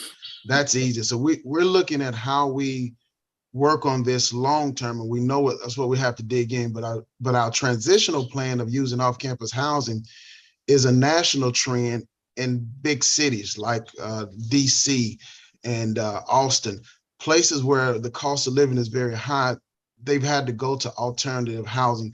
So even though they've cast aspersion on our decision to do this, I don't want you to think that this is something that only Tennessee State University has done and is out of order, out of line.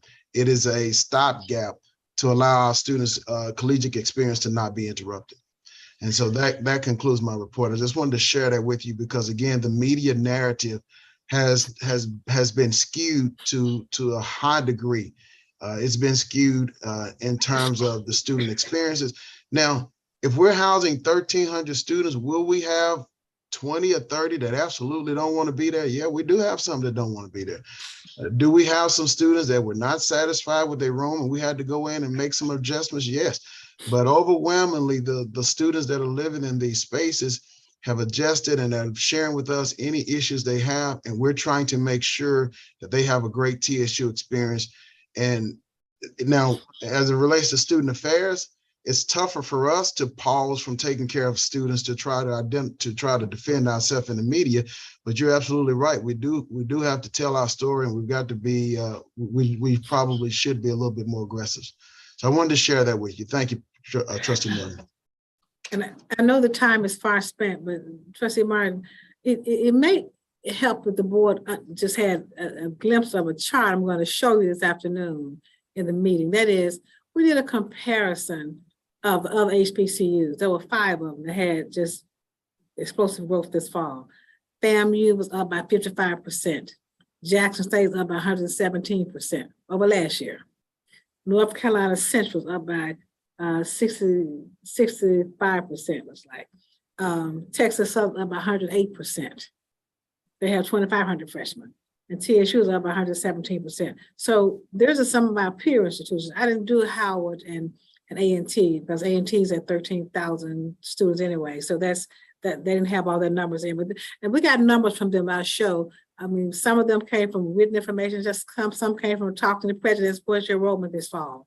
And what are you all doing? Some said, well, I think almost all three of them had gotten hotels for others. But the problem they gave them $2,500 or $2,000 and said, go find somewhere to stay for the fall. And, here in Nashville, $2,000 only lasts you 1 month if you're lucky. So, but we couldn't say here's $2,000 for the whole semester. Find somewhere to live. It just wouldn't work because we're in an urban area. We're in an urban area. I think Jackson's almost in the urban area other than us because FAMU is not. You got Jackson, Mississippi, North Carolina Central somewhat, Texas Southern and Houston, yes. And they managed to get housing with some other, with the foundation. So we're working through it because the presidents talk among themselves, what are you all doing? We told we were trying to get hotels for our students. That's what they were doing too. They were getting hotels. Like for example, I taught at Howard and it's a given that juniors and seniors don't live on campus. They tell you when you come there, your last 2 years were likely to be off campus, maybe your sophomore year.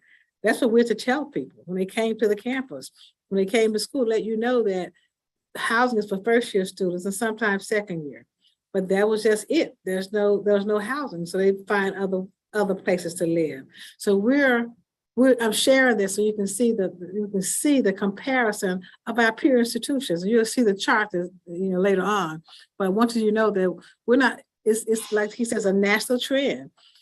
Enrollment is up. People have been COVID at the houses. Parents are calling us. Can they come back now? They must be here. They must stay on campus. They're getting out of here. Their bed is taken. So it's there are various reasons. So we'll go over to this fall, this afternoon. I just want to share that with you. Thank you. Thank you, President Glover and Dean Stevenson. And President Glover, remember, it takes a village, and your board is part of your village. So please remember that. Thank you. Is there any additional business? Seeing none, is there a motion to adjourn the meeting? So moved. So moved.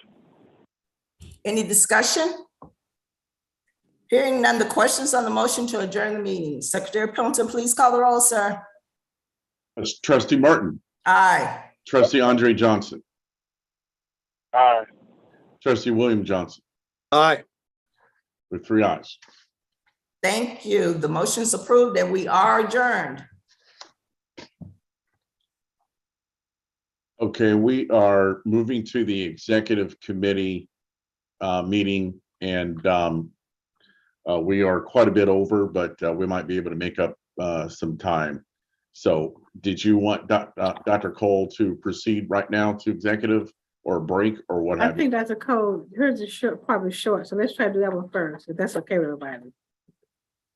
Dr. Lewis is the one that always wants that break.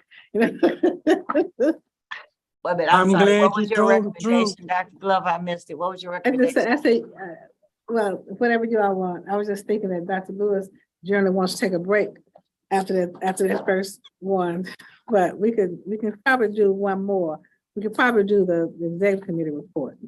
Yes. Okay. Yes. I realized we ran over, but I think it was crucial that we addressed those issues that we did, and I think we got a lot done with that. It was very important, and Chairman Martin, I appreciate your leadership on that.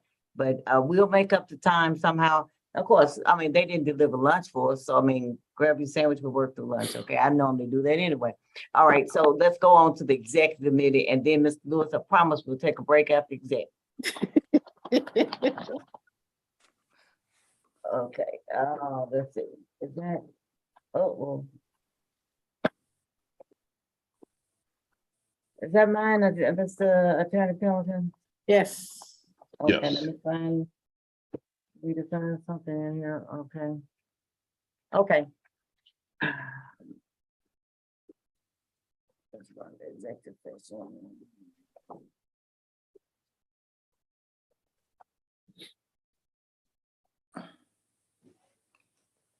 Okay, and this is I lost my paper. So Attorney Pendleton, do I need to do the findings first? Is that what I need to do? Yes, Okay, yes, it's the part of the findings, board. sir. Yes, Okay, so the executive committee meeting September 15, 2022. The findings of necessity for conducting the executive committee meeting without the physical presence of a quorum.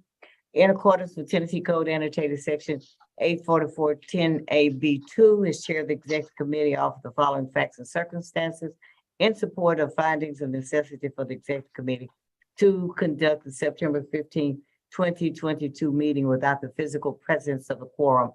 Number one, the executive committee is scheduled to take up important matters that require timely action by the committee, including a report on the president's annual performance review process and a report from Secretary Pendleton. Two, participation by electronic means is necessitated by ongoing health and safety issues pertaining to COVID-19 pandemic and travel issues. Accordingly, I move that the executive committee find that participation by a quorum of the executive committee members by electronic means of communication is necessary. Is there a second? Second. Okay, the question is on the motion to find that participation by a quorum of the executive committee members by electronic means of communications is necessary. Secretary Pendleton, please call the roll. trustee Cole, Yes. trustee Lewis, Yes.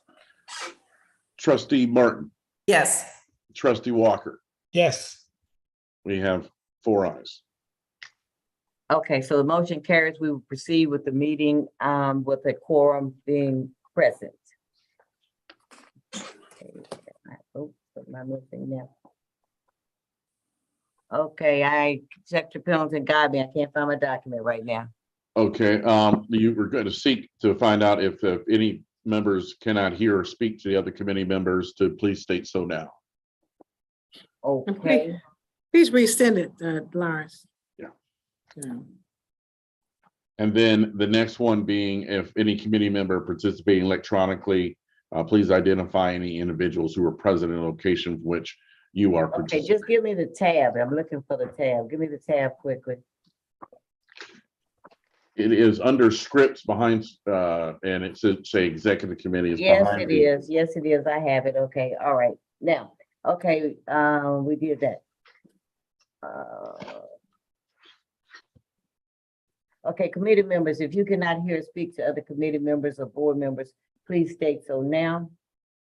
For each committee member participating electronically, please identify any individuals who are present in the location for which you are participating.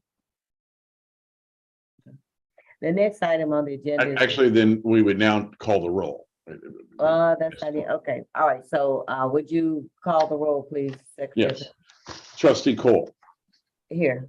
trustee Lewis, Here. trustee Martin, Here. trustee Walker. Here. We have a quorum. Okay. All right, now, so we can proceed. The next item on the agenda is approval of June 16, 2022 Executive Committee meeting minutes. The minutes of the Executive Committee June 16, 2022 meeting are included for your review in the board materials for the September 15, 2022 board meeting. I move for the Executive Committee to recommend to the full board approval of June 16, 2022 Executive Committee meeting minutes as contained in the board materials for the September 15, 2022 board meeting. Is there a second? Second. Second. Any discussion? The question is on the motion to recommend to the full board the approval of the June 16, 2022 Executive Committee meeting minutes as contained in the board material for the September 15, 2022 meeting. Secretary Pendleton, please call the roll. Trustee Cole, Yes. trustee Lewis, Yes. trustee Martin, Yes. trustee Walker. Yes. 4 yeses. Okay, so the motion is approved. The next item on the agenda is a report on the president's annual performance process. This is an informational discussion item, so no vote is required. We need to move forward in commencing the president's annual performance review process. As chair, I am charged with identifying the executive committee member to administer the evaluation process. I will be reaching out to identify the person who will be charged with administering this process. This is for the year that will be ending 6/30/22. So we are on schedule with our evaluations. As you As many of you know, the president is responsible for providing a confidential written self-assessment statement containing information regarding various performance-related assessments. Upon submission, the president's confidential written self-assessment will be confidentially shared with the board members in order to solicit confidential feedback from the board members on the president's statement. The board's feedback will be confidentially shared with the president, and along with her confidential written self-assessment, will be used to develop a draft written assessment of the president's performance. I would continue to keep you updated on the progress of the evaluation process, and we do have a timeline for getting that complete. Are there any comments? Chair Cole, if I could just add, and for many of you who participated before, just to emphasize the confidential nature of the performance evaluation process. Under state law, this is all deemed to be confidential. So as you provide information and do so in writing, make sure that that is not something that is shared or distributed to anyone outside of the board. Thank you, Secretary Pellon. That is very important. And the other thing I want to make note of is that your comments that you share, they are communicated to the president in an identified comment format. So the information does get to her. If you have something specifically that you don't prefer to address in that and you want to talk with her, you can. But keep in mind that if it's not part of the process, then we can't add it to the evaluation that we're doing. The next item on agenda is the secretary's report. Secretary Pendleton, please provide your report. Okay, I know we're crunched on time. Just a few items. First, wanted to let you know that Governor Lee has reappointed Trustee Martin and Trustee Corbill to serve another term on the TSU Board of Trustees. And both of them will be going through the General Assembly's confirmation process sometime early next year. And many of you who have gone through it know the process associated with that. Also, as we know, we've had Trustee Wimberly, who's now joined us. He has submitted his conflict of interest acknowledgement form and undergone a orientation regarding his board participation. And then final item, as we indicated last week, the General Assembly's Education, Health, and General Welfare Joint Evaluation Committee of the Government Operations Committee scheduled a sunset hearing for September 27th as part of the sunset review process for the TSU Board of Trustees. We recall when we received the initial renewal that was for 2 years, that was going from July 1st, 2021 to June 30th, 2023. And so as part of that process, then they've scheduled this hearing. Board Chair Cole will be presenting and speaking at the hearing on behalf of the board, and that will address more items associated with this and the audit committee meeting. So those are the items that I have. Any questions? President Glover, do you have any additional comments? No, thank you. Okay. All right. Thank you, Secretary Pendleton. Is there any additional business?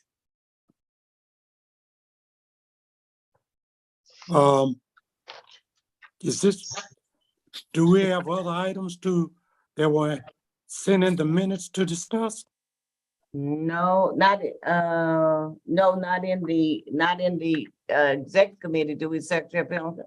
I'm backwards. I got it wrong. I was thinking audit. Sorry. You know, I don't let my audit committee wouldn't be over in no 10 minutes. That's what made me speak up. Okay. All right. So is there any additional business? Seeing none, is there a motion to adjourn the meeting? So move. Okay. I move that the committee adjourn the meeting. Any discussion? Hearing none, the questions on the motion to adjourn the meeting. Secretary Pendleton, please call the roll. Trustee Cole. Yes. Trustee Lewis. Yes. Trustee Martin. Yes. Trustee Walker. Yes. We have 4 yeses. Okay, so the motion is approved. We are adjourned. So let's take a break. Let's take a 5-minute break, and then we will come back. And just so that you know, the next meeting is the audit committee meeting. Did you say audit? Yes. Thank you. I do have that in front of me, Secretary Phil. Thank you.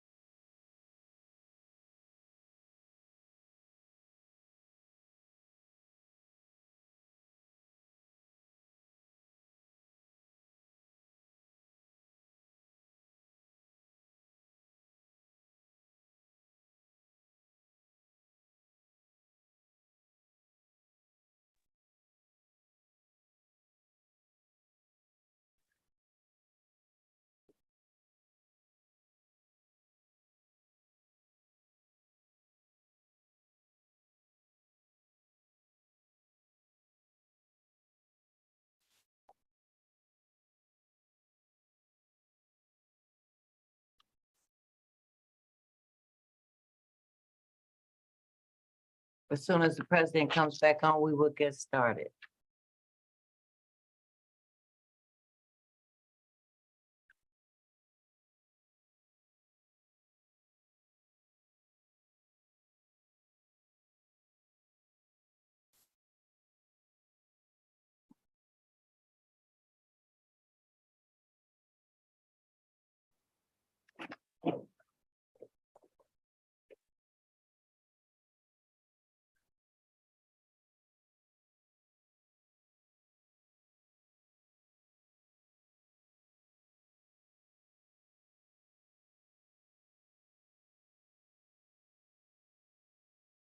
Dr. Cole, do you think it would be worthwhile for us to have a board member retreat to deal with some of these major issues? That's something I think we should consider, Dr. Johnson. We'll get with, why don't we get with, President Glover on that and see where we can go with it. I know our, if any other members want to make a comment. I do. Would it be, can we discuss openly what we want to say? I would think we'd at have a to. retreat, yeah. We Yeah. would, I think that would be the purpose of it. Well, you, Trustee Lewis, you're referencing the open meetings law and all that kind of stuff, right? That's what I'm thinking about. Well, is Secretary Pendleton on the, all right, Dr. Johnson, oh, there's Secretary Pendleton. Can you address that? Can we have a retreat, that is not recorded, Secretary Pendleton? Is that what you're asking, Mr. Lewis? Yes. Yes. So typically the board retreats that's still a meeting, is still deemed a meeting under open meetings law. So we would, but what folks and boards will do is they will just notice the retreat. And we just notice that as a retreat and a meeting, but that's typically how that occurs. So I know some other boards have done that, but they notice that as a retreat. I'm missing, so what You are need to, I don't understand. What are you saying? So what I'm saying is it's still deemed to be a meeting. It's a meeting of the board.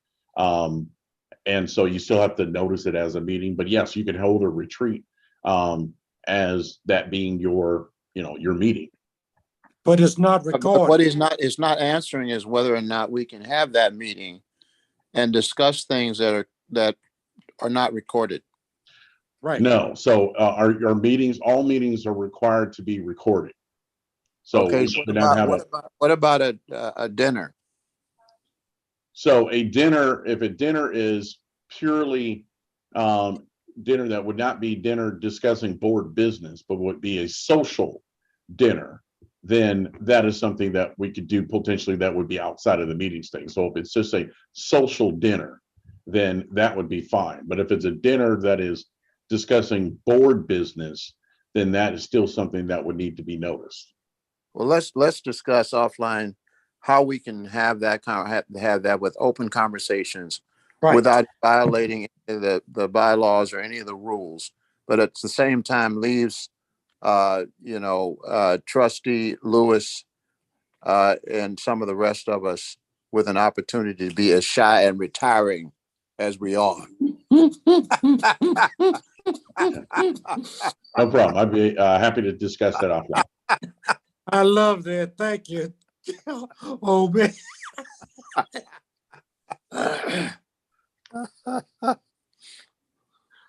Oh, Jesus. Okay, we are waiting on Dr. Glover.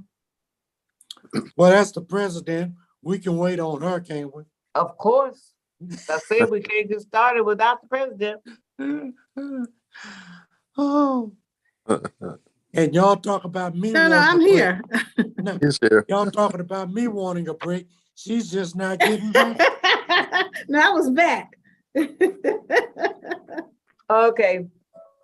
So at this point, the audit committee is now called to order. Before we get started, we need to make certain findings on the record regarding the necessity for conducting this meeting by electronic participation without a physical quorum present due to ongoing health and safety issues involving COVID-19. Findings of necessity for conducting the audit committee meeting without the physical presence of a quorum.